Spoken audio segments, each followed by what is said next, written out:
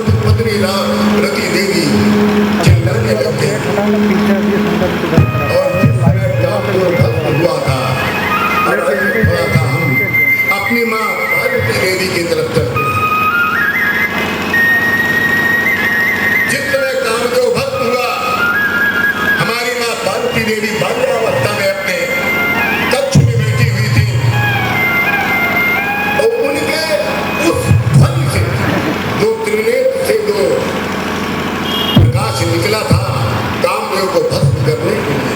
उसी त्रिनेत्र के प्रकाश की ध्वनि से हमारी माता पार्वती मैया को ये ज्ञात हो गया कि बाबा ने आज कामदेव का भस्म कर दिया। और जैसे ही इस बात का उनको विचार मन में आया है तो वो भी चिल्ला उठी कसकर, और जैसे ही चिल्लाया है तो वैसे ही समुद्र की जो जल था वो लहरों के साथ आसमान की ओर उठ गया। पूरा पृथ्वी डोल उठी, आकाश से रक्त की वर्षा शुरू हो गई। देवता अब संदेह की लगता है तो प्रलय हो जाएगा, ये हमने क्या कर दिया।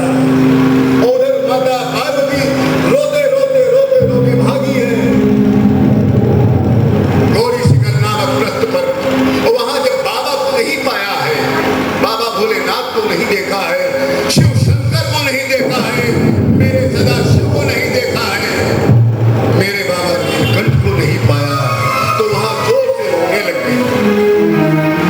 जब वो रोने लग गई, उनके इस रोदन क्रिया को देखकर, चूंकि बाल्यावस्था में इतनी उग्र रूप में रोना ब्रह्मा को सहा नहीं गया। ब्रह्मा छटपटा गए। ब्रह्मा ने तुरंत नारद से कहा, हे नारद, अब तुम जाओ, अब जाओ इस माँ जगदम्बा की बाल्यावस्था को अब संभालो और उनको इस बात का ध्यान दे दो, ये बाबा है। और तुम कौन हो? तुम काली हो, तुम इस समय एक बालिका नहीं हो, तुम इस समय काली हो, इसलिए रोना नहीं।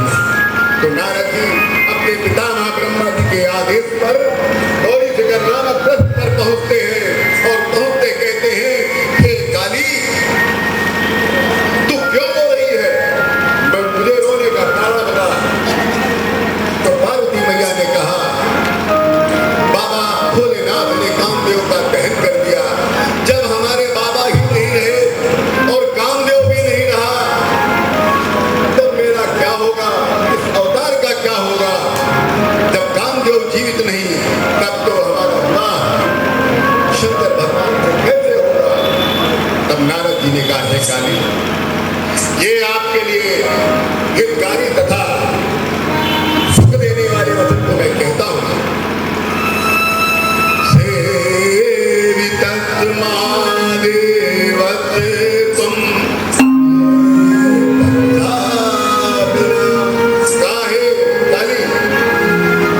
आप बाबा भोलेनाथ को बिना तपस्या के प्राप्त करना चाहते हैं,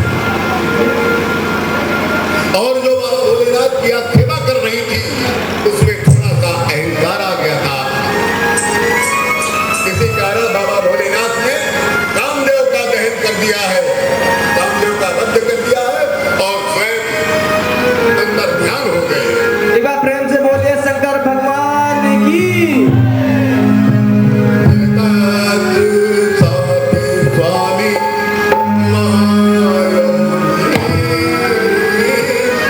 महेश्वर, शंकर भगवान योगी है, महेश्वर है और विरक्त है। कामदेव का जो उन्होंने वध किया है, इसका एक अर्थ होता है, इसका अर्थ होता है काली, भगवान भोलेनाथ ने कामदेव का वध कर कर आपको एक संदेश दिया है। कहा है, हे पार्वती, जाके तुम पहले तपस्या करो, बगैर तपस्या के तुम हमको नहीं प्राप्त कर सकते।